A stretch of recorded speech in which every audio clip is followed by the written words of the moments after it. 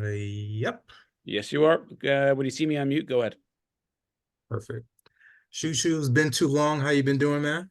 Man, it's been good. It's been good, bro. Yeah, it's been a minute. It's been a minute, but we're back, bro. We're back like we never left. Exactly. So I kind of wanted to start here as far as before even going into the fight. I wanted to tell you about my favorite memory I've had of you. It Mhm. was the weekend of Deontay Wilder and Hellenius at Gleason's gym when they did the workout. And after Mhm. the workout was done, you made sure you spent time with the kids that were there, spoke with them about what they Mhm. need to do to get to your level, things like that. And I feel like that Yeah. ties right into what you're doing now, trying to create a gym in Mhm. Brownsville. Can you just Mhm. talk about that process? Because it's one thing to have an idea like that. It's another thing to put it into action and get the money rolling and all that stuff and get the support. Yeah. Just talk about that process, how that's been for you. Man, one thing I want to say, I don't want to take all the credit to that. Shannon Briggs, he is the pioneer and the guy that's really, in charge and, put that first step forward, I will say. But um, man, this is something that I've been dreaming about since I was probably a teenager at this point, man. Just a gym in Brownsville. Because it's like one, it's just so much things that happens in Brownsville that we just need something positive to be able to distract the kids and the young youth and the young men and women that's coming up to be able to like have a different outlet. You know what I mean? And I definitely feel like boxing, something like boxing is a perfect segue because, listen, in the hood, we kind of we like that violence. You know what I mean? And boxing has a certain type of violence, but at the same time, it helps you build a lot of humility, a lot of discipline.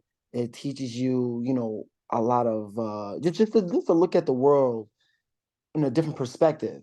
You know what I mean? And to know, like, that everything is not just about you, about what you're going through. And boxing teaches you about so many things. And I feel like a gym in Brownsville would just help out the community, man. This is a dream come true.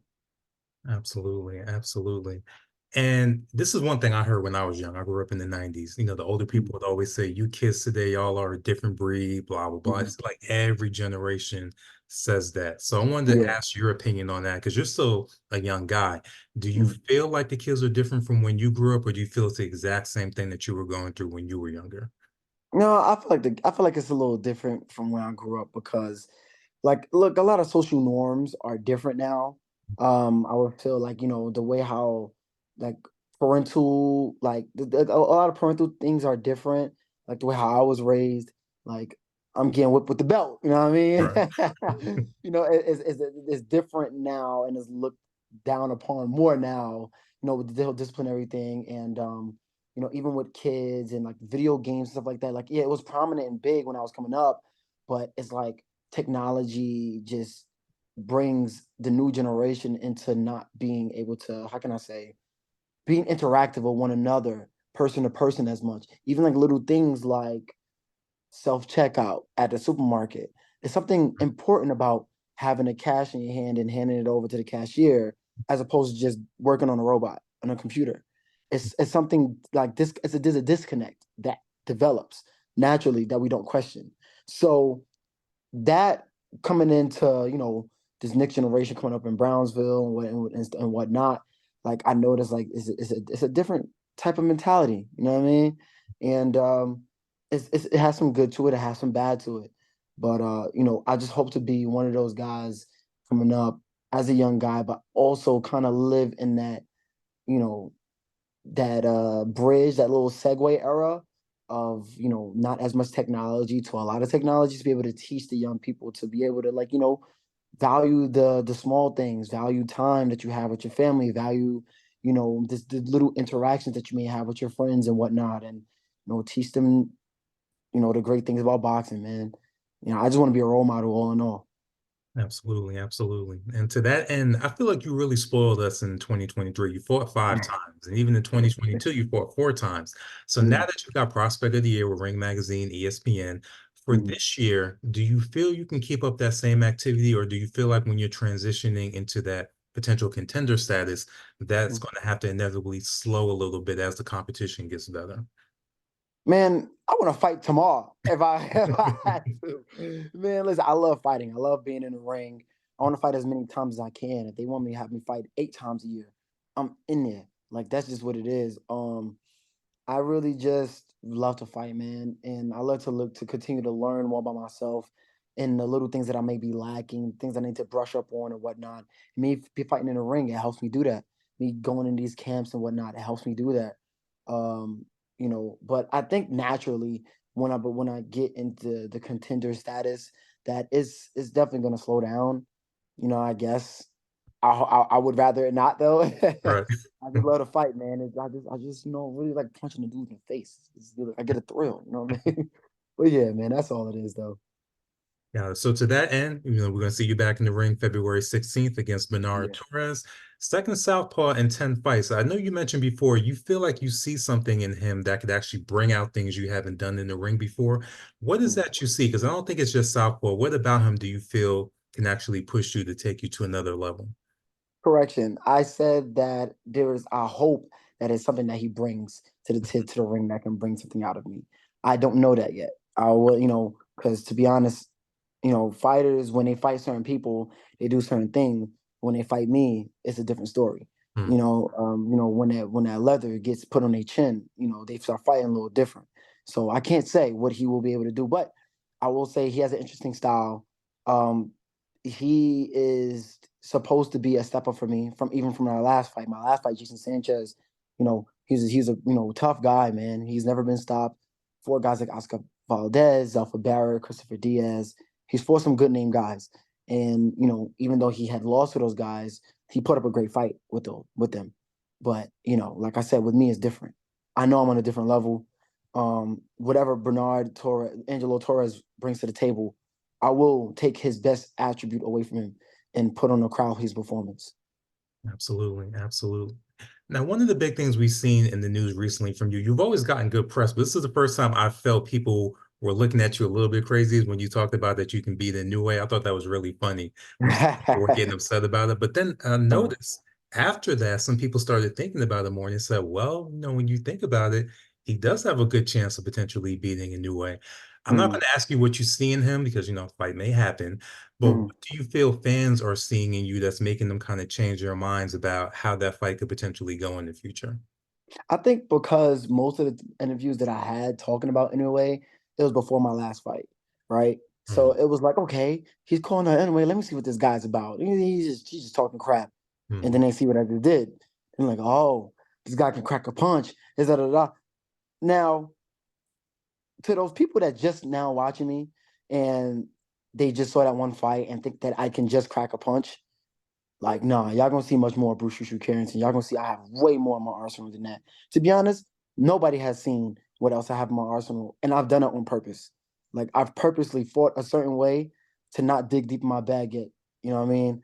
But whenever I would decide to turn it on, I'm gonna turn it on, and I might tease y'all with something new this next fight. I honestly was planning on doing it my last fight, but it just didn't last that long. Okay. But yeah, this next fight, if it lasts long enough, I'll definitely treat y'all with something new. Got it. Got it. Do you also feel like you have to dial back things sometimes just to get fights? Because sometimes they say, if you show too much and you look too dangerous, it might be hard to get opponents. Yeah, I don't know. I don't feel like I have room to dial back yet. Mm, I'm not like I still feel like I gotta continue to prove myself, man. I've had past experiences where already where like I would try to have a fight and the guy would back out or whatnot, and that would happen. But man, I tell you, I don't know. I don't feel like I have enough room. I feel like this fight has to be another statement because right. um I've mentioned Inoue's name. People are watching me. I've gotten Prospect of the Year by ESPN. People are watching me. Prospect of Mhm. the Year by Ring by the Ring. People are watching me. So now gonna like, what is he gonna do next? At this point, 2024, this is the breakout year supposed to be for Bruce Fisher Carrington. What is he gonna do? I have no room to lay back. I have no room to chill out. I gotta accelerate more than ever at this point. To be honest, that's my opinion. Absolutely, absolutely. And we also know frustration is a part of being a fighter, whether in the ring or out of the ring. I know you Mm, heard the news about Shakur saying that he's retiring. I know most of us are like, yeah. all right, Shakur, we'll see you in a few months. But I wanted to ask you, when has there been a time in your career that you felt that type of frustration where you're like, I don't know if I still want to do this? And how did you Mm. overcome that? Good question. I remember it was back when I was an amateur. Mm. Back when I was an amateur, I would say like 2018, early 2018, February. Man, I had around that time, I'm nowhere the person that I am today. Like in terms of my mentality, I had the talent, but I would never get what I wanted to get in terms of like certain national titles and whatnot and win certain fights because I wasn't putting in the hard work. You know what I mean? Like, but I just expected if I just did just this much and added just a little bit of this and did this little bit of that, that I would get the world title or the championship or gold medal or whatever the case may be. But I remember I went in this tournament, and it's a thing in the amateurs when you have a name, you don't ever lose the first day or even the second day in the tournament. That never happens. I lost the first day in this tournament, and it broke me. And it was actually one of an Olympic trial qualifier as well too, and it broke me. I really cried and everything like that. And I told myself, like, man, I need to step away from boxing a little bit. I needed a break. That break turned into resentment. And I actually started to like question if I wanted to box anymore. And, my dad, like, and my parents, they really, helped me out financially around that time just for me to focus on boxing. But if I'm not boxing, my dad was like, hey, bro, listen, I'll let you kick back for some months now. But if you ain't gonna be going to that gym, you're gonna have to get up at 9 to 5 or something. You'll be on this couch. Absolutely. Right. So I'm just like, man, bro, whatever, bro. So I go back in the gym and I never get beat up in sparring, bro. I'm Mm. getting tired in the second round. I'm getting touched up. And I'm just like, yo, what is happening? My dad just stared, looking at me, smiling. I'm like, what are you smiling at? He's like, bro, this is supposed to happen. You're supposed to get touched up. You ain't been in the gym for weeks. But Mhm. as you keep going, week after week, you're gonna get better. And for a while, I wasn't getting better. So I'm just like, yo, this is it for me. This like I had a TFMO moment. Like, Right. it is it. Like, yeah, seriously. Like, do I still got it? Like, I thought I plateaued. And my dad was like, listen, we're gonna start waking up at 4 in the morning, going running. We're gonna start training 2, 3 times a day. First time I've ever done that at the time. And when I started to do that, I started to see some progress. I started to get my energy back and getting sharp and strong. I was like, all right, so we're gonna keep this momentum. And I've never looked back ever since. No, fantastic. You need to talk to Shakur. I like you. Man, listen, I feel like Shakur just probably, obviously it's personal things that's going on with him, man. I don't know what his Right. mental space is at.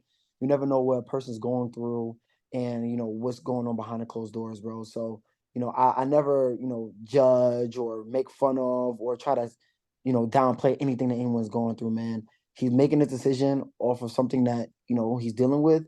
Hopefully it's not permanent. I honestly don't think it's permanent. I know he loves the sport too much. Right. But hey, it is what it is, man. You know what I mean? Whatever the decision he decides to take, hey, I'm fully behind him. I support him, but I need him to be back in that ring, man, so he could fight Tank and Devin and all these other guys talking about, they want to be the best. Like I want him to be in the mix of those guys for sure. Absolutely. Absolutely. And I also got to congratulate you. A couple months ago, you made your official, well, not official acting debut, but first time in the big feature film, The Featherweight. Yes, yes. Great film, actually. I got a chance to see it because, I do film reviews and stuff now. So Cool, cool. I wanted to ask you, how was that experience? You've done shorts before, but a feature length film is, entirely different. How did you go about that? How was it being on the set and working with all those different actors? Man, a friend of mine actually hooked me up with that. Gave me a call and asked if I want to be a part of it. I'm like, what? Of course I'll be a part of it. Sign me up ASAP. And then when I got there, I'm seeing actors. I didn't know what the heck I was walking myself into. I'm seeing actors like James Mario and Stephen Lang. Bro, Stephen Lang, crazy, bro. Like I couldn't believe it. Being with that experience, being in there with them.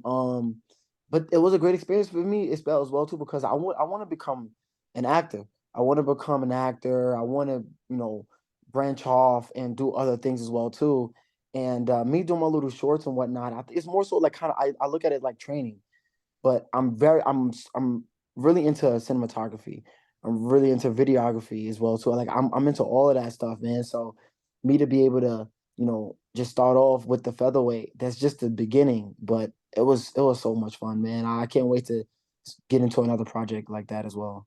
Absolutely. And not to spoil too much for people who haven't seen it, but as far as that Mhm. storyline, have you ever had a situation where you've had to show an older fighter or older gentleman in sparring, kind of put them in the place and remind them where they stand Yeah, in the man. realm of things? Okay, I was just kind of wondering because I know people Yeah, get out of yeah. line in sparring sometimes. Nah, definitely, 100%. That had definitely happened before. The old whippersnapper think they still got it and then want to test himself against the young cat, and then but I've definitely put him back in that place, but in a respectful manner though. At the same time, you know what I mean. Gotcha. But it's definitely happened in real life, and it's cool that those are the things you got to look at though, man. Like in boxing, those things happen when the old guys they feel like they still got it and want to test themselves, and they might get beat up on by the young guy, but then maybe later on in future sparring sessions they start putting it on the younger guy. Mhm. So those are the like cool little experiences that you deal with and have in boxing, man. That it's just you can't really, how can I say, you can't really trade that for anything in the world. Absolutely, absolutely. Now, I remember one of our first conversations, you mentioned the acting thing before, and I Mhm. posed to you, would you want to do something like Power? And the funny thing about that is a couple years ago, there was only one spinoff show, it was Tariq's show. Now Yeah. we got a few. If you had your choice, if you could do Tariq's show, The Raising Kanan, or Tommy show, which show would you want to be on as far as if you had like a main regular role on? It would be the Tariq show. The Okay. Tariq show. Yeah, yeah. His storyline is really interesting. I ain't even gonna lie. Like I never thought that I would root for Tariq ever during the original Same Power here. series. I wanted him to go so bad. But yeah, man, like you see, like the character development in Tariq is awesome, man. It's really cool how he's actually starting to realize like he's so much like his father when he's the whole time he's trying to be nothing like his dad. You know what I mean? Like that's a lot of real life situations happen like that, man. When the son is really trying to just get away from their father and trying to be their own man, but they can't help but realize that they're just like their dad. Like it's so realistic in so many ways. The only real unrealistic thing about the Tariq show is how fast he gets from place to place without a car. That's true. But yeah, man. But I would love to be a part of that show. It would be so dope. Yeah. Absolutely, absolutely. Now, one thing I noticed about this fight too is on February 16th. So it's a Mm. few days after Valentine's Day. So I had me Yeah. wondering, how are you handling that with the wife? Are you taking care of that the week before, week after? Ah, You gotta make sure she's taken care of before Torres is. please don't stress me out. It's my Valentine's Day. Bro. But nah, man, we definitely I'm definitely gonna handle that before Valentine's Day. Probably before fight week, to be honest. I go, I'm like, babe, Smart. listen, this is an early gift. I don't got time to be thinking about and worry about all of this. I got a fight to take care of. All right. Absolutely. But yeah, man, that's what it really is, man. I think I got something handled early and before Valentine's Day comes. Gotcha, gotcha. So my last question for you is, you mentioned before Shakur, Teofimo, and all of them, they got that kind of 4 or 5 king things going on. Mhm. But I wanted to look at people I think are sleeping on featherweight a little bit. If you had to Mhm. do like the top 4 kings or something like that for your weight class, who would you put in there for people that need to pay attention to for 2024 as far as who's going to come out on top? Oh, definitely me. Hmm. I would like to Rafael Spinoza. He's new. I don't have enough intel and details, like information on him to really put him up there. But he has the style to be able to give in size and to be able to give any and everybody problems in his weight division, man. I would love to put him in the mix, but I don't know too much about him yet. So I gotta hold off on him. He's an honorable mention. Gotcha. Okay. Um uh Me, Luis Alberto Lopez. Good one. Um Man, I like Ray Vargas as well too. Okay. And I'll throw Figueroa in there. Figueroa. Good Yeah, choice. Brandon Good Figueroa. choices. Yeah. Which one, I know you talked about showing your different arsenal. Which one out of those do you think would be able to help you kind of display your full talents as a fighter if you I didn't don't work know. with them? I don't I know don't yet. know. They got to step Okay. in the ring with me to see. Because, like I said, when they step in the ring with me, people start to fight different. I mean, Sure. they start to act a little different. They start moving, look a little unfamiliar. You know what I mean? Right. So, so I don't know. Like once you step in the ring with me, then that's when I'll make that decision on if this guy will be able to make me dig deep in my bag. But other than that, I'm sticking to the way how I fight, and everybody's just gonna be put in the dirt. perfect way to end. Shushu, appreciate your time. Looking forward to seeing you next month on the 16th back at MSG. That's home. Thank you. So I know you're going to Appreciate it. show out there. Hopefully I can make it out there too as well. Are you going to be at in Vegas for our TO's fight? Oh, 100%. Yeah, I'm Okay, gonna be. so I'll I'm see gonna you be there. there. I'm gonna be out there Yeah, for that one for too. sure. Yeah, nice talking to you, my man. Good seeing you again, man. Appreciate your time. Thanks. Thanks. Good seeing you again, bud. Shoot, you're Yeah. all done, man. All right, thanks, Cool. All Evan. right. I'll Take see care. ya. Cheers.